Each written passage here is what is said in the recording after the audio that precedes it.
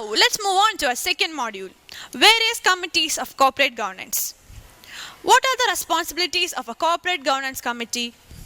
The Corporate Governance Committee is responsible for assisting the Board of Directors of Thomson Reuters Corporation in fulfilling its oversight responsibilities in relation to the overall approach to the corporate governance of the corporation and its subsidiaries, the size, composition, and structure of the board and its committees, the nomination of directors, orientation and continuing education for directors, related party transaction and other matters involving actual or potential conflict of interest, and any additional matters delegated to the Corporate Governance Committee by the board. Then, different types of committees. Let's move on to it. The first one is the Sarbanes-Oxley Act. What is Sarbanes-Oxley Act?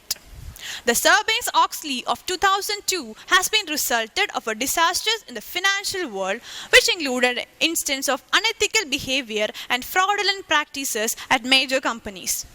The Act has also revised corporate governance guidelines, new disclosure needs for the firms, established that some frauds will be considered federal crimes, and raised the criminal penalties for violating the securities.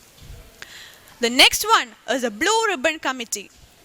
This committee has been set up at the point of the time when many US companies resorted to improper and unlawful practices in financial reporting to their shareholders. The sponsors of the committee felt an urgent need to strengthen the role of audit committees that results in more transparent and reliable financial reporting process. The committee recommendations have been built on two factors. Firstly, an audit committee with actual practices and overall performance that reflects professionalism. Secondly, a legal framework that lay emphasis on transparency and accountability. The Blue Ribbon Committee in the USA has contributed remarkably in establishing the best concept of audit committees.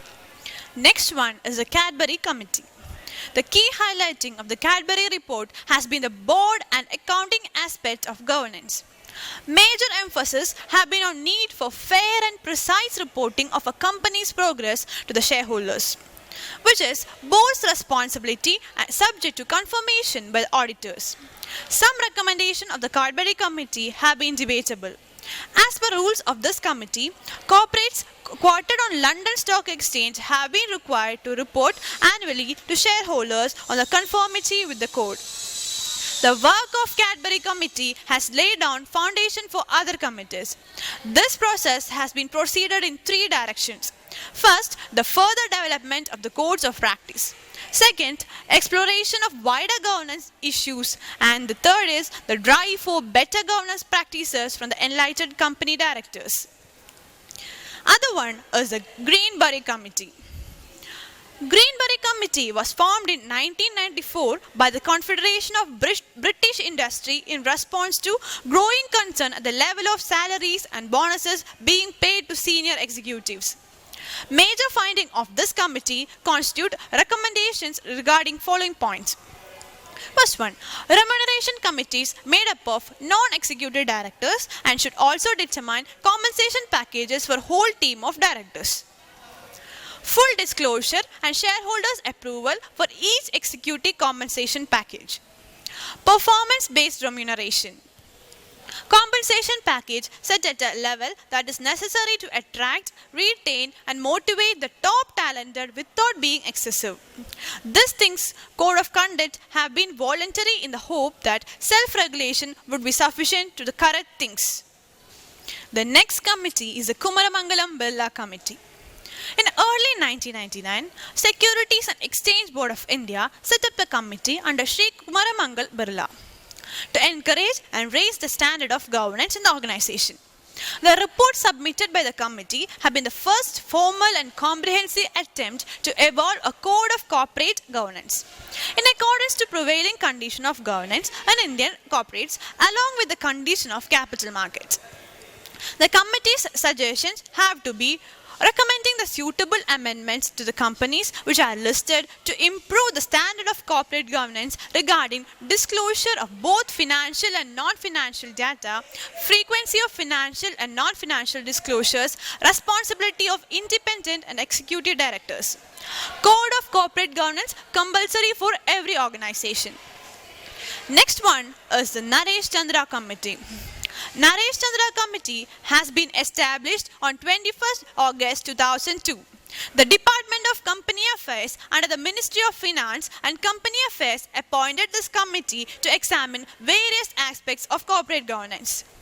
This committee has been framed to analyze and recommend changes in diverse fields such as the relationship between statutory auditor and the company, alteration and revision of statutory audit firms or partners, autonomy of auditing functions, measures ensuring management and companies' fairness and transparency in financial affairs of companies, randomized security of auditing accounts.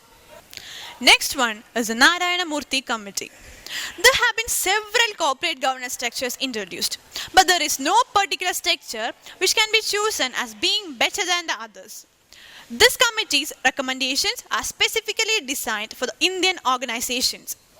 Corporate governance extends beyond corporate law. Its elementary objective is not mere fulfillment of the requirements of law, rather it works for ensuring commitment of the boards in managing the company in a transparent manner for maximizing long-term shareholder value. Effectiveness of a system of corporate governance cannot be legislated by the law. In a changing environment, guidelines of corporate governance continuously need to be evolved.